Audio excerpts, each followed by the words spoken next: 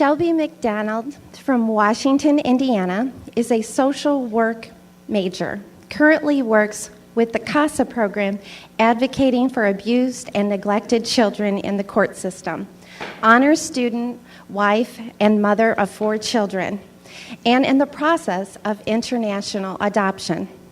Shelby will be speaking on adoption of infants with HIV. Please give a warm welcome to Shelby. How would you feel if I confessed to you this morning that I have HIV? I wonder if you would have the same emotions that I had when I first learned about HIV. Maybe some fear, a little confusion.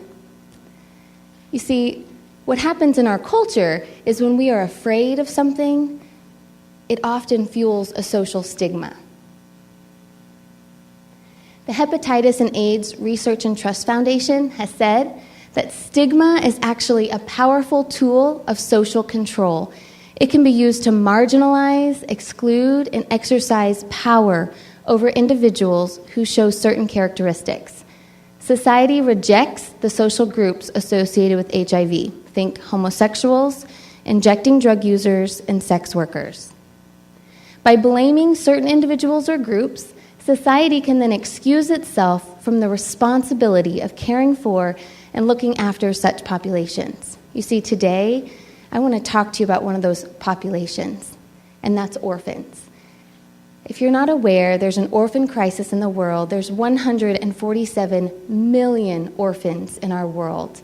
Over 15 million of those children without families have been orphaned because of the HIV and AIDS epidemic, and there are 2.5 million of those children who have HIV themselves. You see, I'm hoping today that you would be able to reevaluate your beliefs about HIV and how your beliefs actually affect our culture and this social stigma, how that affects children who are in the orphan crisis. I believe there's 3 things you need to know about HIV in order to reevaluate those beliefs. Number 1, HIV carries with it an unnecessary social stigma that's actually rooted in fear and not scientific fact. We're going to look at that. Number 2, HIV is no longer a death sentence. And number 3, HIV is 100% preventable. See, I remember the day when I was about 10 years old, shockwaves were sent through our nation. When something that we had once called gay cancer, HIV, was considered gay cancer, it was challenged. When NBA royalty, Magic Johnson, raise your hand if you know who Magic Johnson is, all right?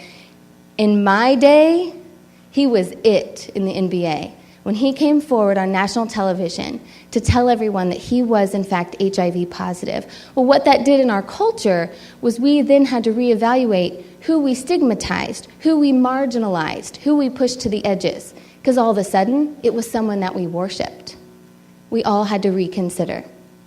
You see, the biggest risk that HIV-positive people today actually face is not the disease itself. It's the shunning that they receive from their culture. It's the stigma that hurts worse than the disease. HIV is no longer a death sentence. You see, when I was growing up, the thought was if you had HIV, you were going to get AIDS and you were going to die. That's not the case. There are an estimated 2.5 million children living around the world with HIV and AIDS. This is according to the United Nations study, okay? HIV was once considered a terminal illness. Anymore, there are highly antiretroviral medications that these children can take. In my research for this, I read that these medications can actually render the disease almost 99% undetectable in the child's own body. Which leads me to the last point. HIV is 100% preventable. Can you imagine if we could say that about cancer? How exciting would that be in our culture if we could actually say cancer was 100% preventable? We can say that about HIV. Conrad Storad is an author, and he has said that before HIV can actually cause any damage in the human body, it has to get inside of that body. And there's only 3 ways it can do that. Number 1, unprotected sex with infected persons. But we're talking about children and orphans today, aren't we? How can children have unprotected sex with infected persons? I want you to think rape. I want you to think child molest. That's unfair. They end up with this disease through no fault of their own. Number 2, you can share needles with injecting drug use. And finally, you can receive HIV, these children, by breastfeeding when they're infants and their mamas can't go to Walmart to get their milk, and so they nurse their babies. Or in childbirth, when the mom actually delivers the baby, they can receive HIV. You know, there's never been one case ever reported where HIV has been spread through normal family life. So when we're talking about adopting an orphan who is HIV positive, you need to know this. You can share toilets, bathtubs, drinks, food. You can hug, kiss. Even changing diapers will not put you at risk for contracting HIV. The lifespan of one of these children who has HIV, who is an orphan, is actually the same as one of my 4 children who does not have HIV. That's powerful if they're taking their medications. You see, in conclusion, while I may not have HIV, this little boy, he does. Yeah, he does. He has a chronic, manageable illness that some scholars relate to type 1 diabetes in children. There are medications that can render his disease almost 99% undetectable in his own body. Yes, he has a disease which is no longer a death sentence. He has a disease that can only be spread through very intimate contact. So he waits. This little boy waits for a family to overcome the fear and the social stigma, like the Tweetmeyer family featured here. This family searches out orphans who everyone else looks over in an orphanage to adopt, and they bring them into their family. He waits for a forever family, someone who has the courage to wrap their arms around him, to give him a future, to give him a hope.